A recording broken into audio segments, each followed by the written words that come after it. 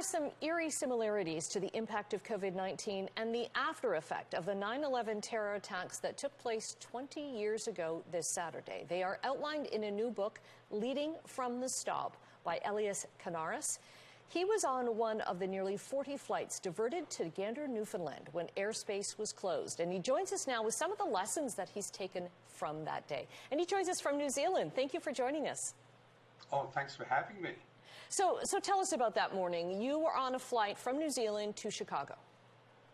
Yes, actually, I was flying from London, Heathrow in the UK to Chicago on part of a speaking tour when I got diverted halfway through the flight. And honestly, the only thing that we heard was the captain coming on saying, "Ladies and gentlemen, can I first reassure you there's nothing wrong with the aeroplane.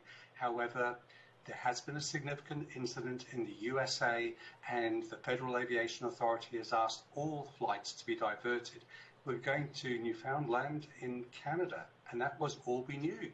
Right, and that message is something that has kind of carried with you, the way he presented that message, that you are not in trouble, has something that's carried you in the 20 years since then, because other people on other planes were told, oh, there's an issue, we're going to divert here. Some of them were not told the truth, and I can imagine in a moment of panic, like, what do you do? But the way that captain handled that flight is pretty amazing. Oh, look, 100%. I really admire what Captain Mike Ballard did. The fact that he was sitting there giving us transparency in this whole situation, effectively saying, look, you're not in trouble. The next thing that him and the crew on United Airlines flight UA929 did was reassure us that they were looking after us. And the third thing was that they cared for us. And that was a framework that has lived long in my heart and helped us to transition that potentially scary moment into something that was very, very safe. Mm-hmm. And then you land in Gander, Newfoundland. You think for a quick stop, maybe you'll get back up in the air again, and you stayed there, ended up staying 5 days. You were the one of the people come from away.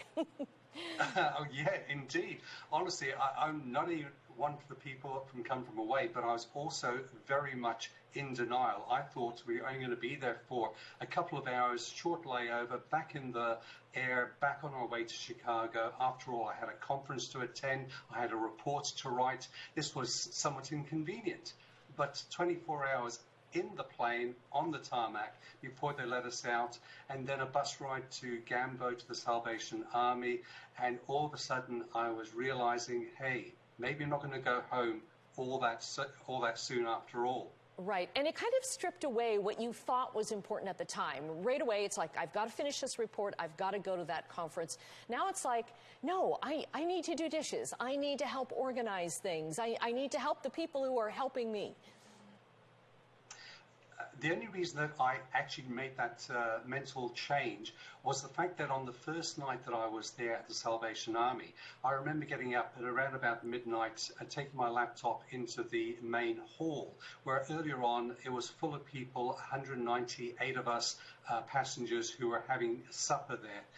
But I found myself alone with another congregant, probably a grandmother in her mid-60s, sitting there with knitting needles, and she started to talk to me. And I was really too focused on my work to understand what she was trying to do. All she was there was to try and help us in case we needed somebody to talk to.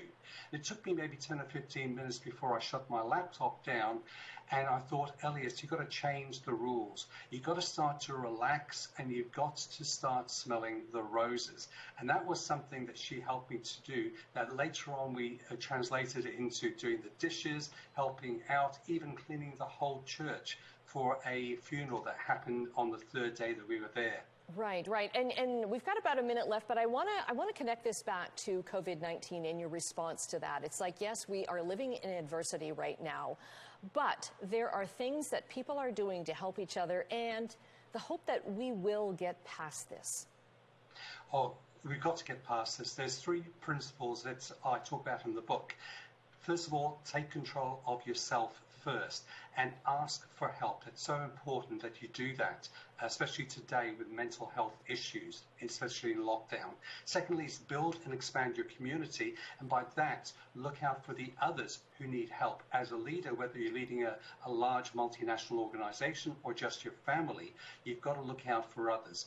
And as I said earlier on, change the rules. Start to relax and smell the roses. Elias, great to talk to you. I really enjoyed the read, Leading from the Stop. We'll get the information up on our website, chch.com. It's very inspiring, and thank you for sharing your story. Thanks for having me.